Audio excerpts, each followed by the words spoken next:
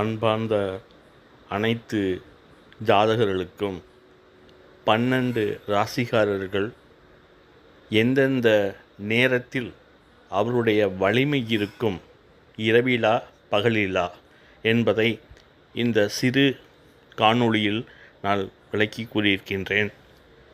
பலரும் புலம்பிக் கொண்டிருப்பார்கள், எனக்கு பகலில் மிகவும் வலிமை இல்லாமல் இருக்கின்றேன், இரவில் வலிமை உள்ளதாக இருக்கின்றேன் என்று. அது அவர்கள் வாங்கி வந்த வரம்.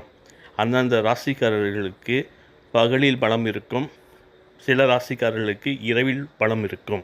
எனவே இதை பார்த்து அவர்கள் பகலில் ஷிஃப்டில் இருப்பதா, இரவில் ஷிஃப்டில் இருப்பதா, பகலில் தாங்கள் முழுமையான ஐஸ்வர்யத்தை தேர்ந்தெடுக்க முடியும், உருவாக்க முடியும்.